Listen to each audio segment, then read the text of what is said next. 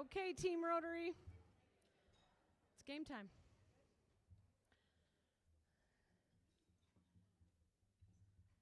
Okay, so welcome to this very special downtown Rotary meeting celebrating Native American Heritage Month in honor of our speaker today and the celebration for this month. I will read a land acknowledgement. This is the land of the Yakama people. We acknowledge and honor with gratitude the homeland and the first peoples who have stewarded it from time immemorial. Thank you. You can be seated. We will now have some very special music, and there will be inspiration along with that. I guarantee that. From the Yakama Nation's Little Swans. This performance will be a debut of a swan-led performance of the presentation, the story, the song, and the dance. The girls are wearing the dresses they've made or helped to make for the littles. The practices, sewing classes, sewing machines, and material were all made possible by a grant for cultural empowerment. They are happy to be here today for this debut, and also it just so happens that today is World Children's Day. So it couldn't be more perfect for that, yes. And I just want to say they are led by Mary Lee Jones, and she is one of the founders of this group. And I also want to acknowledge in the room today, we have Karen Jim Whitford. She was the first Yakama Nation, first Miss Yakama Nation in 1970. And she was also Miss NCAI in 1970. So, without further ado, the Little Swans. Come on in, girls. Sheklawat Inknashwaniksha Smanati, Ichiwa Shakwi.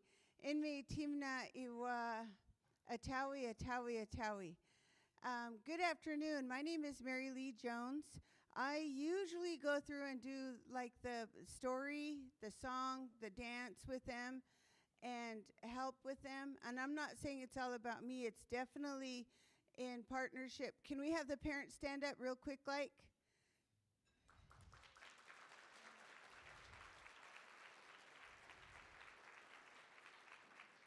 And today we have the good fortune, so not only are we going to try to do this real quick like with the swan dance and have them do their own debut, but I got a call this morning and Miss Karen Jim Whitford said, "Do you need me there?" And I was like, "Oh my gosh, need you here. We want you there." So she's also going to go over a song she taught with our swans. So really, I'm here to witness, just like you. This is their first time doing it on their own. This grant was by Washington Cultures, Arts Washington and Humanities. And because of this, if we did not have this kind of help, the stories like Grandma Karen is sharing, we don't even know if this would be continuing. So although we only get 7 minutes, I hope this stays in your heart forever.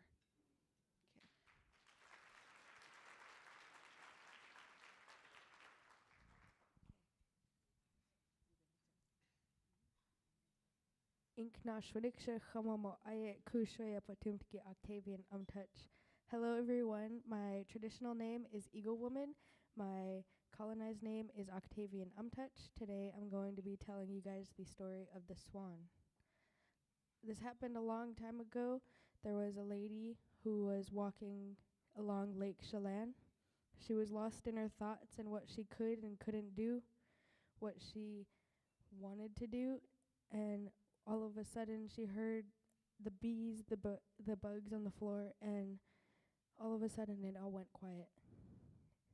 Up in the air there was about 6 or 7 swans flying above her, and they'd go down into the water.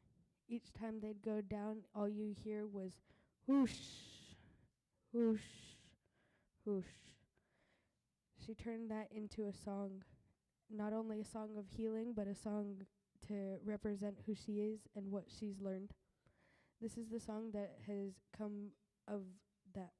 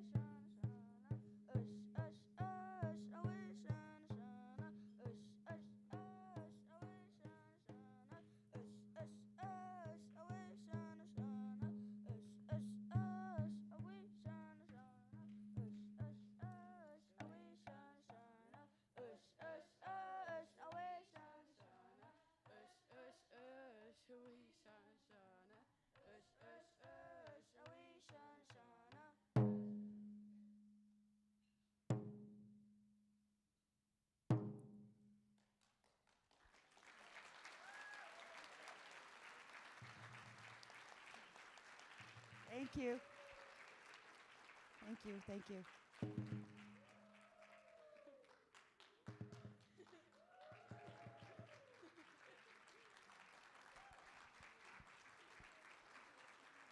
Okay, real quick, because we only got a little bit of time.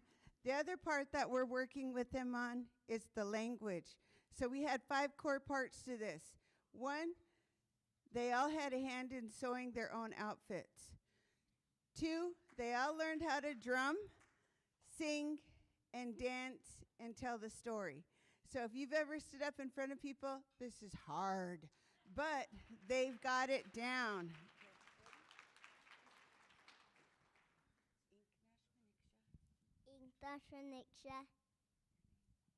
My name is Ivory. I am Ivory. 5 years old.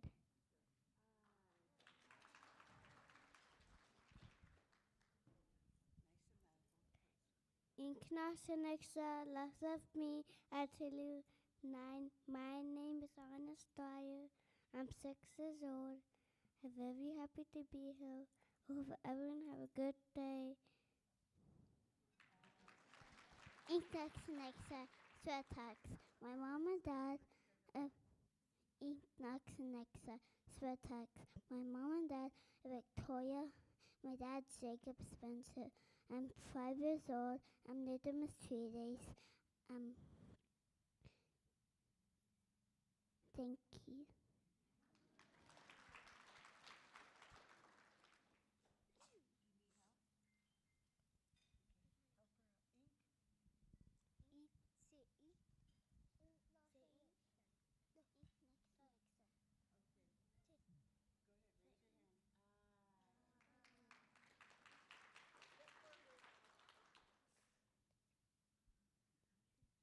Dasamatsa Hopris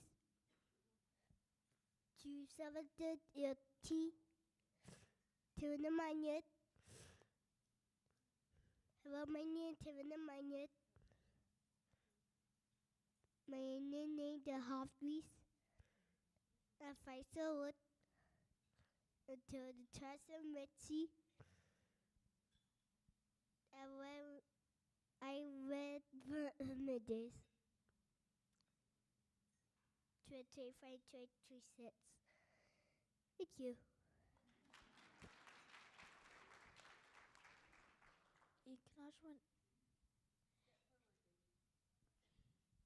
Inknashwaniksha Tiana Blackwolf Washnash Warm Springs Oregon Cooley Kashara Elementary Pa. Hello everybody, my name is Tiana Blackwolf.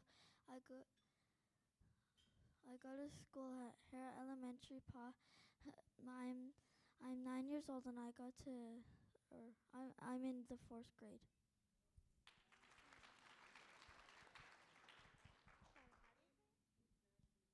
Inknashwaniksha.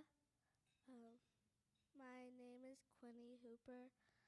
I am 7 years old and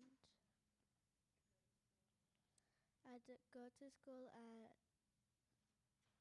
the Adzilla Intermediate and yeah, thank you. Inknashwaniksha Yamanwa Kushan Putuki Scarlet. I'm 9 years old. I go to Adams Elementary.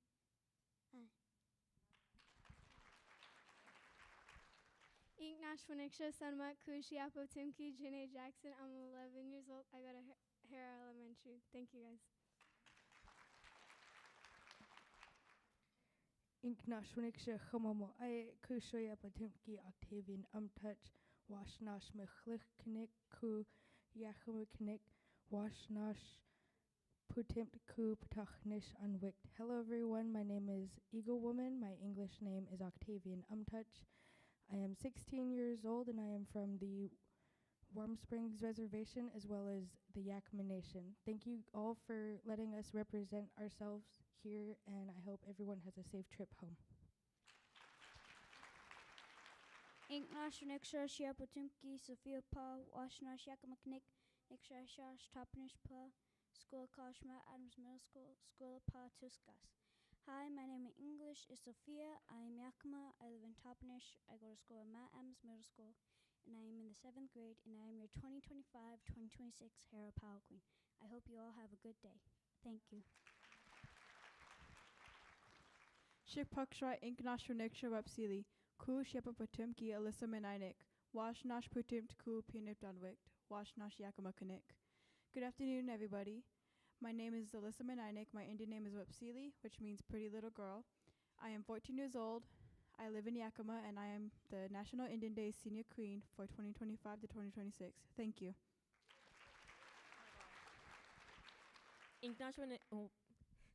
Ignashwaniksha Isnapam. Hi everyone, my name is Taylor Kalsukis. I am 14 years old. I go to White Swan High School. My mom is Veronica. My dad is Cal. Nichpachwa in Minaimuma Inknashwaniksha Tiara Price, Washnash, Warm Springs, Oregon, Kuwait Swan Kanik, School Hash, Yakama Nation Tribal School Pa. Hello everyone, my name is Tiara Price and I am from Warm Springs, Oregon. I live in White Swan, Washington, and I go to school at Yakama Nation Tribal School. I'm 14 years old. Thank you. Oh, I almost gave it to Inknashwaniksha Hoop, Pushtin Wiki Surna Storm Cloud, Washnash Yakama Kanik, Nikshakshash Waptopa, Imi Itla Siwa Windy April Cree, Imi Tuta Siwa Nathan Lynn Cloud. Hi, my name is Serena Storm Cloud. I'm from Yakama and I live in Wapato. My mom is Windy April Cree and my dad is Nathan Lynn Cloud. Thank you for letting us perform. I hope you enjoyed our performance and I hope you have a good rest of your day.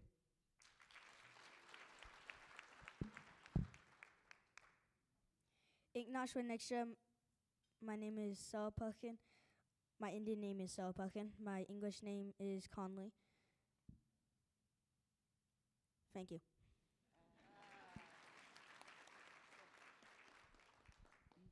Inknashwaniksha Birding Coots Afraid of Bear. I am the Subsequala Yakama Nation seamstress teacher for the girls, and I'm very thankful to be here. Thank you all for allowing us to come and present ourselves to you today. Have a good day.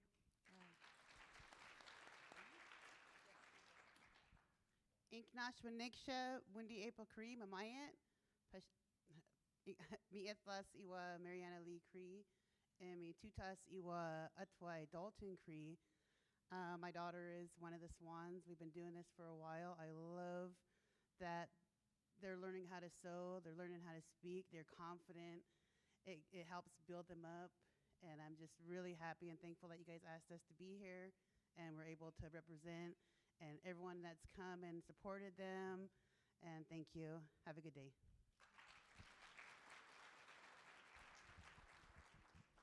Hello, everybody. My name is Karen Jim Whitford. I am from Celilo Falls, Oregon. It's where I stand today on the Columbia River. My Indian name is Flintux, which means shoot an arrow when I speak.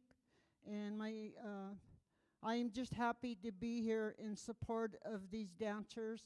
I have followed them through with them for many years.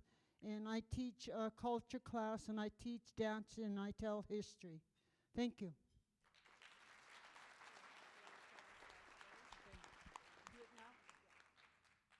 Okay, today I'd like to come up here and present the girls are going to do a dance. The dance is about, and dance comes with a legend. And the legend was told by my grandmother, who was born in 1870. But this dance, and there's a legend that goes to this. It talks about when Earth was created and all the animals were told that the Indians were coming. And the Indians were told that they had to do something for the Indians when they came to Earth. So all the animals gathered in the lodge, and they all gave something, and that's where the first foods that came to our people was the fish, the deer, the roots, and the berries. But talking about all living things, plants, fish, insects, and everything that was alive on earth, they all spoke at one time. But there was one character, one person that was so lazy, and it was the rabbit. They called him Walalik. And Walalik was so lazy, he waited for all the creatures and all the other animals to do what they were going to give to the Indians when they came. But long ago, Wallalik the rabbit had small feet, and he had big ears. So it was his turn, and he was called upon. He didn't want to do it. And he says, okay. He says, I should do it now. So he gets up there, and he gets his braids. And he's going like this for a while.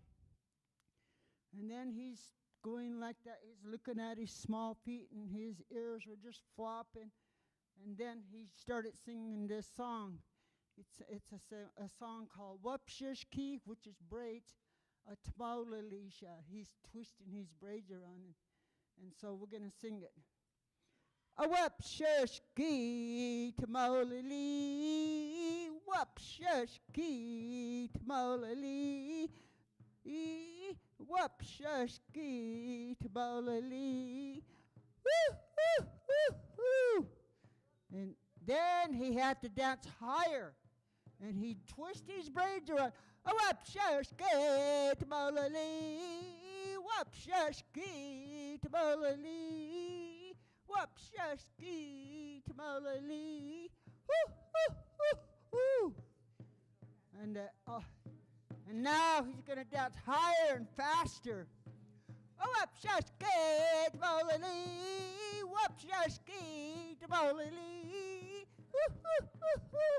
Wapshishki Tamaulili. Wapshishki Tamaulili. Woo, woo, woo, woo.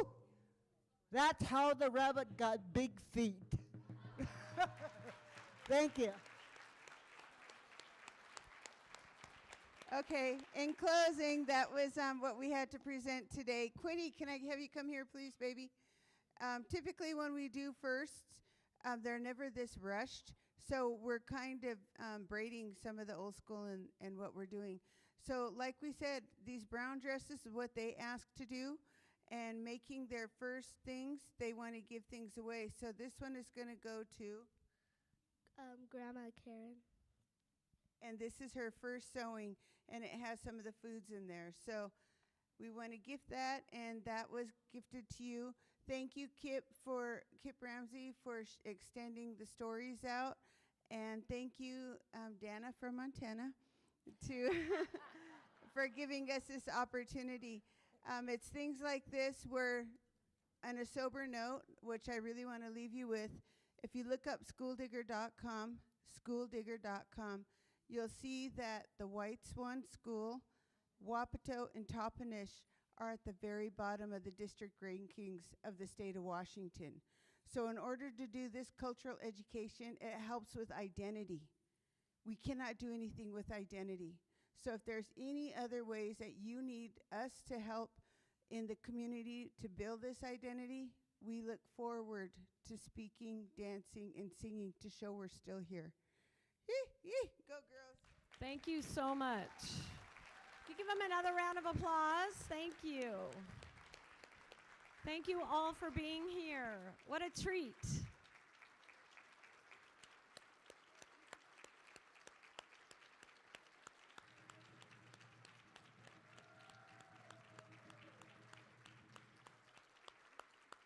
Thank you. What a treat. That was awesome. Okay. Just as you're sitting back down, I would like to welcome the guests. So if the guests would like to stand so we can acknowledge you for being here today, thank you so much for visiting us. Don't be shy. I know there's a lot of you out there. There we go. Thank you for being here today. For those of you that don't know me, I'm Sherry Bissell. I am honored and very proud to be the 107th president of this Rotary Club. We were the first Rotary Club in Yakama, chartered in 1919. So we've been around for just a little while, and we're glad to have you here today.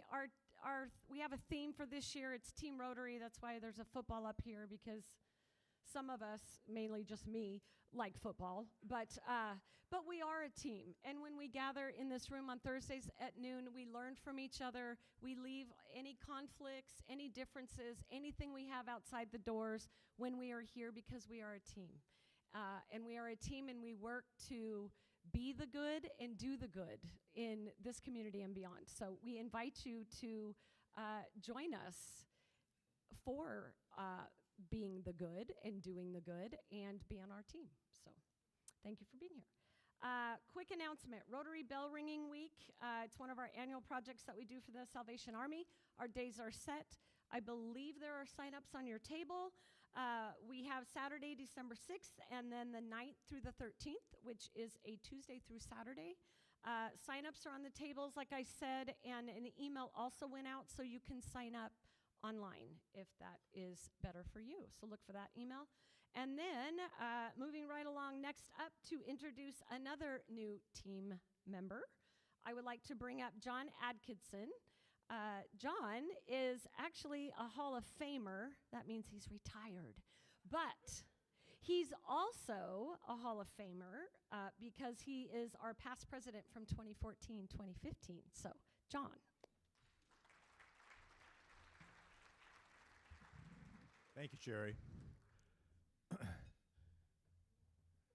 Katie was born in Yakama, raised in Yakama. Katie knows Yakama Rotary as well as any person that's not a member, part of the Christmas parties, multiple events during the years. So she has very much been a part of Rotary without being a member up to this point. Katie is a proud graduate of Eisenhower High School. She excelled in track, running the hurdles there, went on to Central Washington University, where she became committed to the women's rugby program. I don't think my wife has ever completely forgiven her for that, but she was very accomplished, and unfortunately, the team was going to the national playoffs, and the week before, she ruptured an anterior cruciate ligament in the game and wasn't able to participate in the playoffs. Following graduation from Central in sociology and criminology, she joined the United Way of Central Washington as administrative assistant and quickly rose to campaign manager before stepping away to raise her two sons, John and Benjamin. John is now 13 and Benjamin is 11. When she returned to the workforce, Kate joined People for People, leading social service programs in Yakama and Kittitas counties. Later on loaned to the statewide Washington 211 system, she managed the state coronavirus hotline information for the Department of Health, operations that ran daily for 3 years. Up to 10,000 calls a day were involved in that process.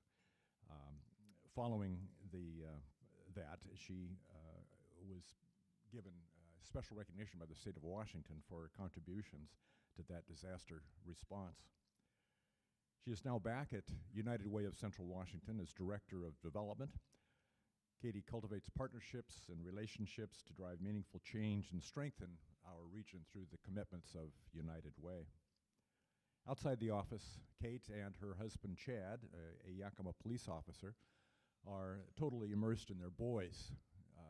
This basically not only school, but Little League Baseball, which has become a year-round process, and they're totally committed. As a couple, they enjoy the outdoors, family movie nights, enjoy traveling. Kate runs several miles each day with her Peloton and stays very fit. She frequently runs with her sons as well. Chad is an excellent cook, and she provides support and function as the chief taster for his various culinary creations. He's an excellent cook. Katie carries on the Adkison family commitment. My father, her grandfather, had almost 50 years of perfect attendance at the Yakama Downtown Rotary, and I grew up in Rotary. Katie's father remains completely committed to the fundamentals of Rotary. I'd like to have you welcome my daughter, Katie Irwin, to the Yakama Downtown Rotary.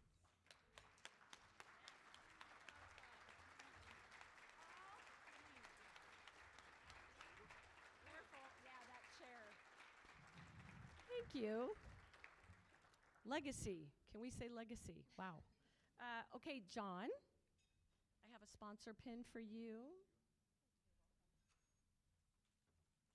And Kate, I have your red badge. Kate's an overachiever, just so y'all know. I think she's already got almost everything checked off for her blue badge, so she doesn't want to be a rookie for long. Team playbook. Yep, you got to memorize that. Here is the plaque for your wall.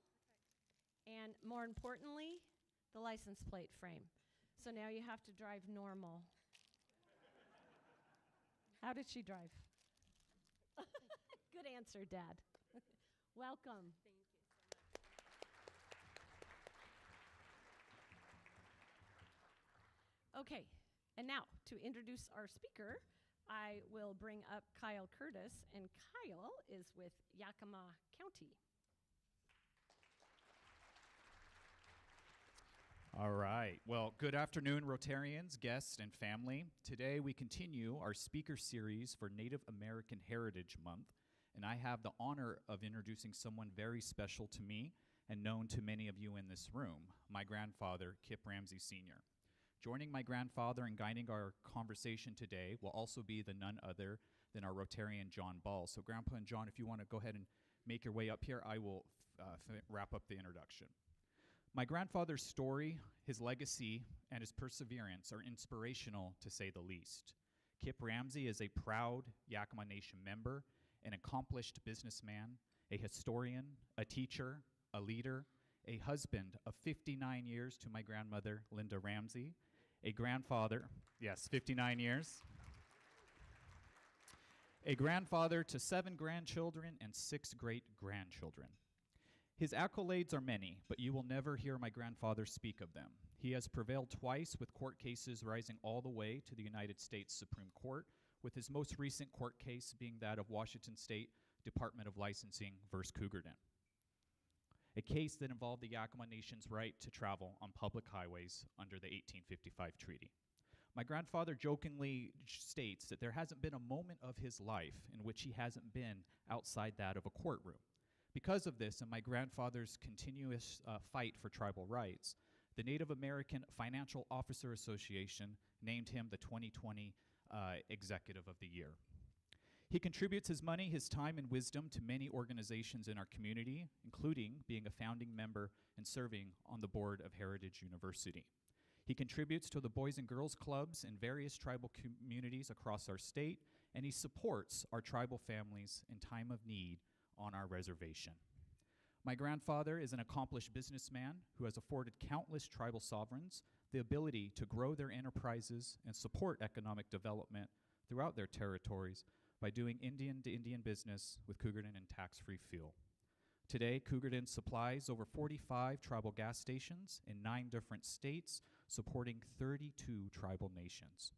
It is my deepest honor today to introduce someone I hold with the highest respect and admiration. Rotarians, let's give a warm welcome to my grandfather, Mr. Kip Ramsey.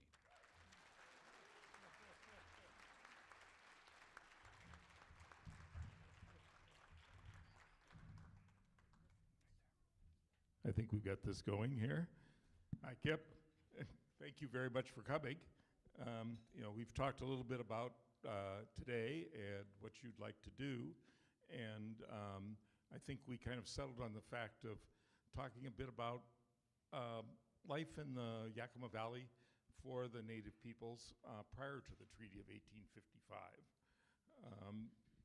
Could you share some perspectives on that time and that period? We're more familiar with the more recent history, but maybe the earlier is less familiar to everyone. Okay. Shakpashwa yen minaimuma. Ichinashwa emewanek panaya in me pashinawanek Kip Ramsey. Good afternoon, everyone, all my friends and relatives. I'm a quiet person, and I don't really do well, I guess you could say, in front of groups. And I've received more attention today, I think, than I have since I did on my honeymoon 59 years ago.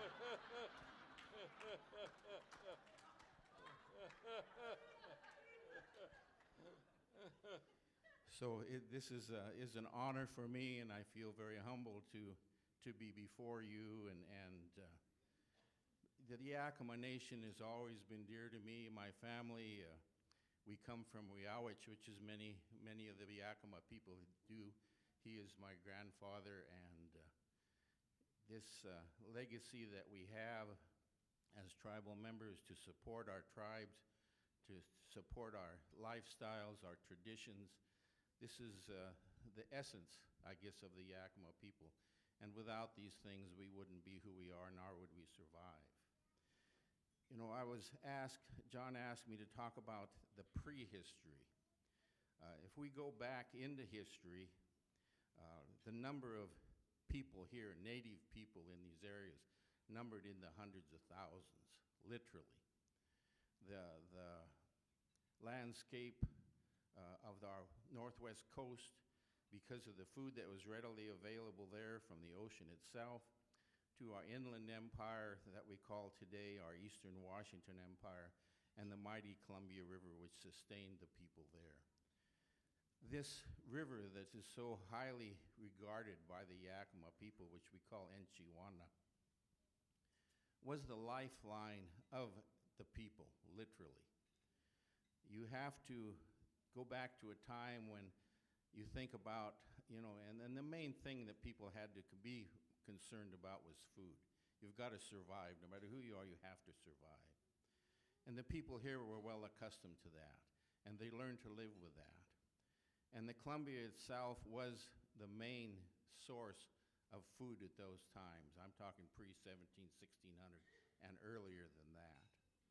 The Columbia River, I don't know if everyone's aware of just what the Columbia River is here. To the Yakama people, it is sacred because it is that lifeline. The Columbia River is a river that stretches about 1,200 miles from its Canadian border down to the Pacific Ocean. It drains approximately 256,000 square miles of territory. It drops 1,288 feet between the Canadian or its headwaters and the Pacific Ocean. To just give you an idea of just how big the Columbia River is, in the year 1894, they measured the flow by the Dalles at 125 million cubic feet per second went by the Dalles. Now, if you figure that out and you take a cubic foot, which is a foot by a foot by a foot, and you figure how many gallons of water in that, that's over 7 gallons of water in a cubic foot. So if you went over to Costco and bought yourself a gallon of water and walked out in the parking lot and started piling up, you'd have to pile up over 9 million of these things. And in turn, you'd have to do it every second. So just to give you an idea of just how much that river, what it was doing at that time. Now, the other end of that scale was in 1933 when they also measured the flow by the Dalles, and it was down that year to 36,000 cubic feet per second. So this variance in climate and all this going up and down has been going on since time immemorial. But the river was the mainstay for the people. It was why the populations in our eastern Washington area was so huge. It was why the Yakama people, there were so many horses here. The main group of native people that owned horses in this country were the Nez Perce. They owned more horses than anyone. The second in line were the Comanches, the third in line were the Yakama people. So this area that we're talking about was well populated. We had homes, obviously, farms in the sense that we raised food and we traded with that food. All this happened, and the Columbia made all that possible. It's what brought the mainstay, the lifeline to the people here and allowed the people to grow like they did.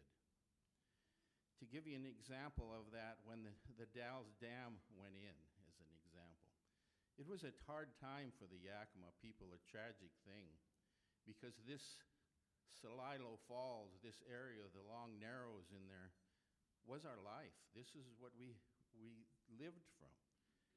And it was being put underwater. But the United States had its reasons for that.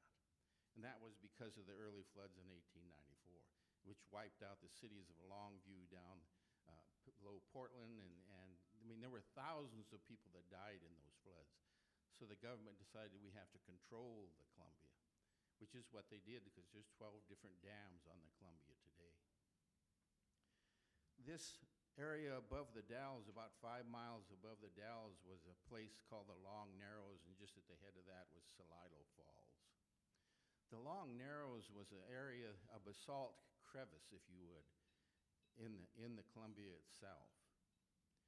The river, that Placid River that ran down approximately a half a mile wide, was turned on edge and ran through that crevice down to 200 feet wide and several hundred feet deep. And it ran that way for almost a mile. What this did was allow the fisheries to be tremendous. Every little eddy, every pool, everything in there, the fish would stop and rest on their journey up to their spawning grounds, which made them easy prey for the native people that were fishing there. And what did this do? And this is one of the reasons I've learned so much about this, is because of the court cases that we fought over the years. Trade was one of the most important things we had. When they were building the Dalles Dam, they brought the Smithsonian out, and they brought Oregon State University, and these different entities were digging archaeological sites, trying to find as much information as they could before the dam flooded these sites.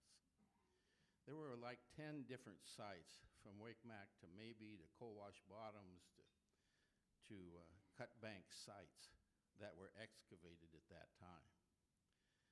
Dr. Chessman from the University of Oregon, as an example, he personally worked on the road cut site, or Cut Bank site. They had dug that site down to 30 feet deep in the medium and still hadn't reached the bottom when they started, when they stopped them and started backing the water up from the dam. In that site, there was many things that were found that had to do with trade. There was pipestone from Minnesota was found at that site. There was copper from Michigan that was found at that site. There was turquoise that came into play from the southwest. There were dentalian shells that came from Victoria Island. All these artifacts were in there. And if Chessman stated that if he would have been allowed to continue, he would have probably found out that the people that were here, this was one of the greatest dynasties of people in the United States. And that site alone was occupied continuously for 10,000 years. So the people, this wasn't a new thing for the people. We knew, we understood, we traded there. Everybody came there. We traded everything from stuff from the Oregon coast came in, clams, canoes, things like that, and they traded for robes, meats, different things, and medicines. Medicines were terribly important to us. And there were medicines that came from the coast that we weren't able to have inland, and also we had medicines here in the interior that the coast people didn't have. It was, and it's never spoke of, but it is an intricate part of that trade. So all this happened, and when we end up in these battles in court, we say, and when we talk about Article 3 and defend Article 3, which was guaranteed to us through the Treaty of the Walla Walla. Article 3 basically said that we have that right to take our goods to and from market with free access to all public roads. That's what it says. That's what we were guaranteed. And it was an important part for the Yakama people. Important so that we could continue to live, because we knew we couldn't live just within the reservation itself, within the 1,200,000 acres of land, because these people had lived across a vast area of land. So the Columbia was the lifeline. But then on the other side of that, you turn that coin over and look at the other side, the Columbia also devastated the native people. And it did that by allowing disease to come up the river. And this devastated the people here. Pre-1700, there was contact, European contact in here, and that was when the first epidemics came through. It killed tens of thousands of people.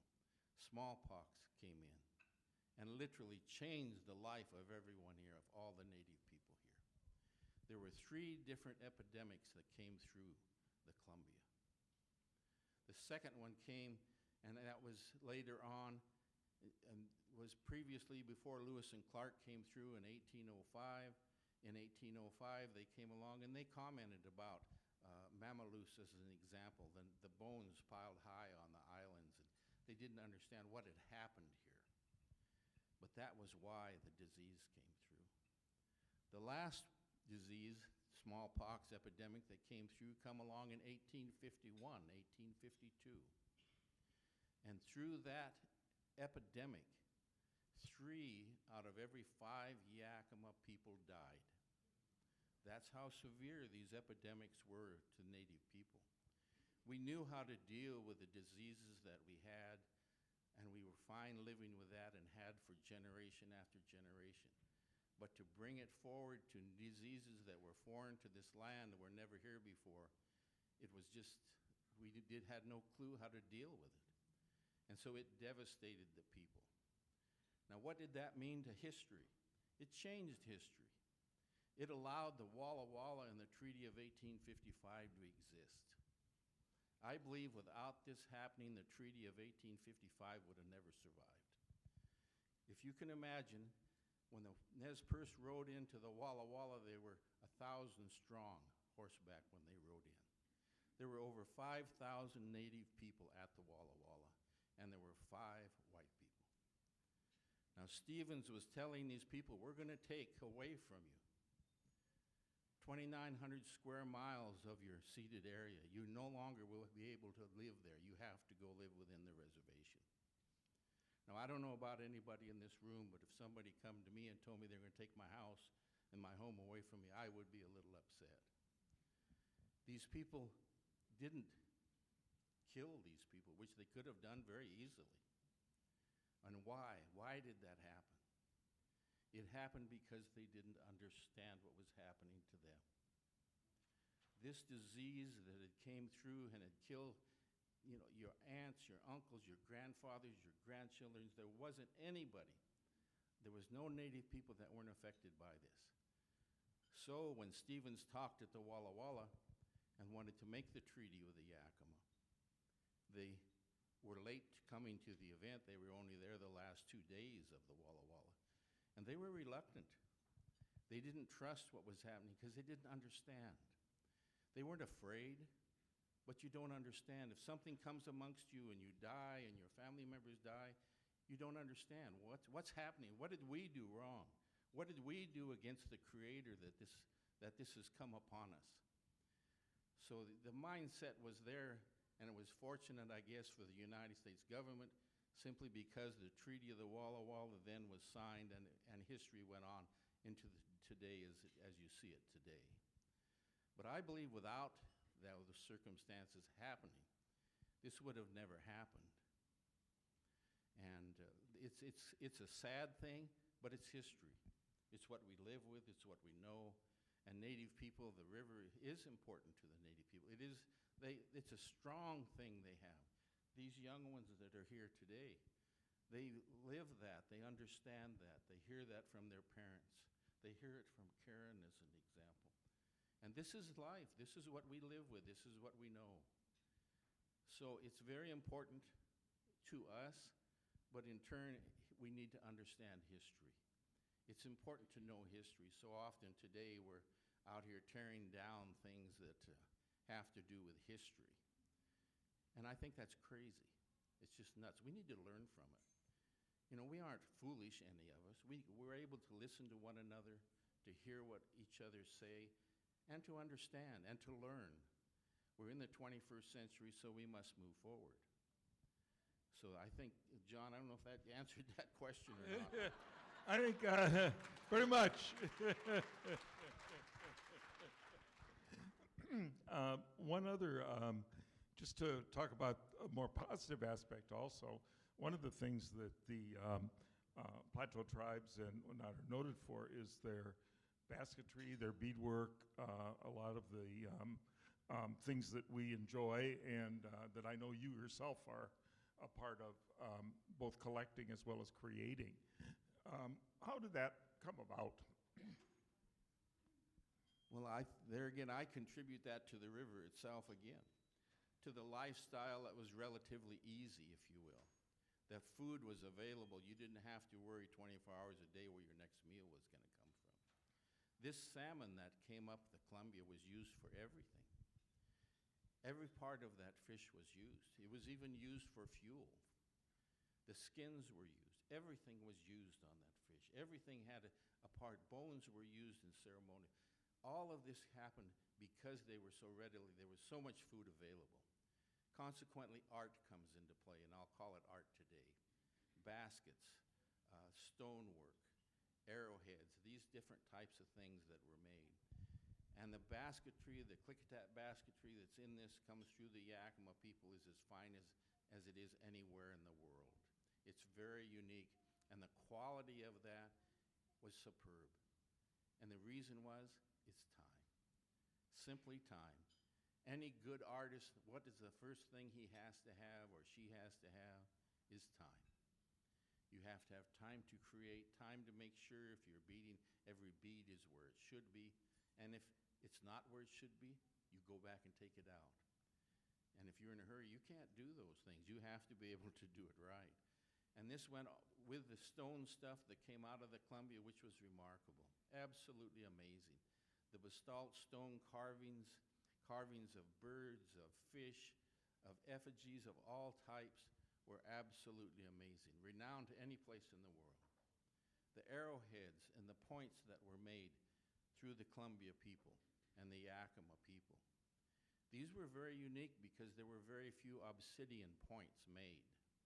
And obsidian is a stone, and it's basically glass, but it's very hard.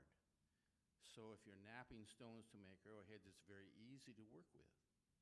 But here the people worked with flint, and they worked with agate. And in order to do that, because flint itself has to be heated and warmed up so that it becomes drier and becomes brittler before you can knap it or make arrowheads out of it. There's a process to this. Consequently, the points that were made are absolutely amazing. If you're not familiar with them, the fineness, the delicate things that were made are phenomenal. No place else in the world do they exist but here. So why did that happen? To answer that question, John, it was Enchiwana that brought us that allowed us as Yakama people to strive and to do and to make these things that have lived on through time immemorial. Thank you. That's also what brought in the beads, right? The bead. Well, beads are a little different thing. They came in with trade, of course, and I do a lot of beading.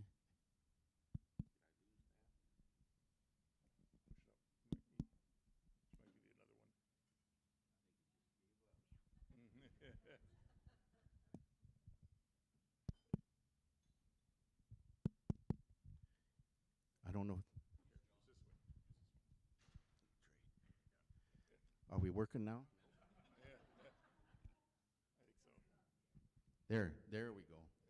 Beads are kind of a different thing because they were brought in from the Europeans and to trade into this country. The Yakamas have some great beaders. A lot of other tribes do as well. The Shoshone have some great beaders, the Flatheads. A lot of tribes have some fantastic beaders in them. But these beads were brought in. They were brought into this area by the Europeans, and the native people thought highly of them, and so they were a great trade item. You have to remember when you go back, the trade was the main key to everything. You didn't have it, so you traded for it. And they traded at the Dalles in these areas at Celilo. This trade was one of the main things that happened there. Tribes from all over would come in there. They traded for people. Slaves were very common. So all this happened, and that's where the beads come in. Now, early on, the beads, the small beads, if you go down to a 24 bead, which is the smallest bead that was ever made, it's only in a white. You have to use special things to even work with that type of material. You have to use a 16 long needle, if that means anything to anybody. That's the smallest needle they make. You have to use a triple-aught thread just so you can string the beads. There's a lot of different things that you have to do to use that type of material. They haven't been made since 1890. Beads today, you can get a 15 cut, which is it's a bigger bead. This lower the number, the bigger the bead. And most people today work, and some people work in 15s, a lot of 13s, a lot of 11s, even 10s, but that's very common now. But the Yakama people have been renowned for their beadwork and have done some beautiful work. Some of the outfits, some of these young people's outfits, you see the beadwork there. The people here are very proud of their work. And there again, it takes time to do that. It takes patience. As a young person, my grandmother beaded. I could never bead. I could never finish anything. I got to be 50 years old, and all of a sudden I had the patience to bead. But my wife, she doesn't really have all that patience, so she's always asking me, how much have you got done? What did you get done? And so I tell her I do it just one bead at a time. I think at this point, since we have about 5 minutes left, and I wonder if any of you have questions too that you might want to Kip to speak to.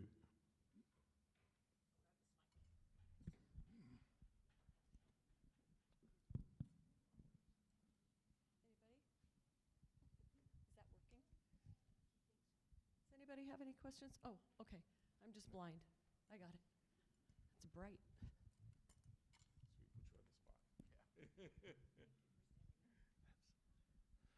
Hey, this is fantastic hearing more history about our region. I was with you a few months ago and had a great discussion, and I really appreciated your describing Chief Kamayakan and his background in this area. And I know for me, out where I live, there's a lot of history there with him, and maybe for a couple minutes, sharing a little bit about him would be great. Thank you. Yes, Kamayakan, of course, is an individual that is a very proud member of the Yakama Nation. He was appointed head chief by Stevens at the time, Isaac Stevens, and he was reluctant, actually, to take that position. He felt that the people hadn't put him there. Really, Stevens didn't have the right, I guess you could say, to just say you're head chief of the Yakama. So he was reluctant. When they went to the Walla Walla, of course, he was there. He was noted to be head chief of the Yakama. He, as the Yakama people themselves, they came several days, were left at the proceedings when they finally came. They were reluctant to be involved. They didn't trust what was going on. Kamayakan didn't trust it. So he really never said much at those proceedings. If you look at the proceedings themselves, and this goes on to a legal side again, and we'll answer, it'll have to do with Kamayakan, there were 3 sets of notes for the Walla Walla. One, Stevens himself, was the ones that he edited, and that's what we call the folio notes today that the attorneys and everybody works with today. There was another diary that was kept at the Walla Walla, and that was kept by Palmer. And then there was another one that was kept, the third one, and it was kept by Lawrence Kipp. These individuals' diaries, each one is different. They're not the same. But the one that Stevens, or the folio notes our attorneys use today, those were twisted a little bit because Stevens wanted to be territorial governor. This was his goal. So those diaries weren't exactly what happened. So when Kamayakan came along, he was reluctant. And if you look at the treaty signings, you'll see Kamayakan's name and Auhai's name, who was Kamayakan's uncle, on the top 2 signatures. They signed that before the day of the signing of the treaty, and they left. They did that reluctantly, but they did it in the evening in a private session with Stevens himself. They did not trust what was happening. Too much had happened to the people here. And that was because of the smallpox epidemics that had come through. Too much had changed. So when it was done, when it was signed, the first thing Stevens did. He gave it to Lawrence Kipp. Lawrence Kipp headed off to the Dalles. He took it down there to tell them the territory is now open and you can go. This is what he did. He did this because he wanted to be territorial governor, which he became. But this created the problem with the Yakama because now we have people coming through our area and we're not agreeing. We didn't agree to that. This isn't done yet. It wasn't ratified. It didn't get ratified by Congress until 1859. But still, this happened and this created the Yakama Wars. This created a hardship for Kamiakin. Kamiakin, they blamed him for everything when the Yakama Wars started. So he left the Atana. He left this area, never to come back again. He died up in the Okanagan in the Colville. That's where Kamiakin died, where he took his family. Because he was afraid to be here. They were looking, they were hunting him. The government was. They blamed him for what was happening. So Kamiakin was a great man. He was a good person, an honest person. When they came, as an example, when Palmer came to Kamiakin at his home prior to the Walla Walla, they offered him gifts. And if he would set a meeting up between the tribes and Stevens, he didn't take them. He said, no, I'm not going to take anything from you. If I take that from you, you're going to say, I've paid for it and I've accepted that. He refused. He wouldn't do that. So Kamiakin kind of got caught up in the whole thing, in a sense, you could say. But he is the individual that is on the front page. And it's not that he shouldn't be there. I would never say that. Because he was a remarkable man. He had livestock up the Atana. He had a garden up there. He raised his own food. He had, he was a very, very progressive, a very strong individual. When the Jesuits came in, as an example up there, they never could convert him. He always stayed with the Washut. That was his way. But he befriended everyone. He would never not feed you if you came to his table. He's well noted for those types of things. So I don't know if that answers your Kamiakin questions or not. But Mr. Ramsey, thank you very much. And I might add, for someone who says that they aren't very articulate in front of crowds, I disagree. My question has to do with the trade that you were talking about. And my recollection from, high school was that the horse was not really introduced into North America until, the 15 or 1600s or something like that. Was the trade web that you talked about with, for example, the Dalles being one of the centers, was that as widespread before the horse came into use? the answer is yes. The horse came in, as you said, later on. They were here, then they became extinct, and then they were reintroduced. The Spanish basically brought the horse back into the continent.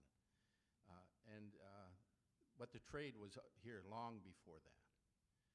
People traveled, individuals traveled, that's what they did. And they traded. And of course, this was, like today, we do the same thing. We go to stores, but goods come to those stores from someplace. They just don't materialize in Walmart. So, this stuff has to be brought and moved, and as it was then.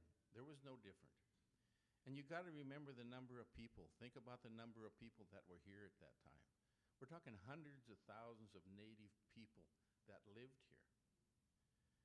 How ridiculous a little offset of this or offshoot of this is when the treaty was ratified in 1859 and they built Fort Simcoe, they came back and they said, everybody's got to go into the reservation. You have no choice. They rounded everybody up, brought them into the reservation. They took all their horses, they took all their cattle, they slaughtered all these, the government did, and told the people, you have to go to that agency, you have to go to Fort Simcoe for staples so you can survive. The people didn't have to. They knew how to survive. They've been living here since time immemorial. And the government didn't understand. How come they never came? They didn't need to come. But this was the mindset that the government had. And I think Chessman said it about as well as you can say. This was one of the dominant societies in the continent that were in this area. And it was the Enchiwana that brought it to these people here. It was terribly, terribly important. Thank you very much. I think everyone is.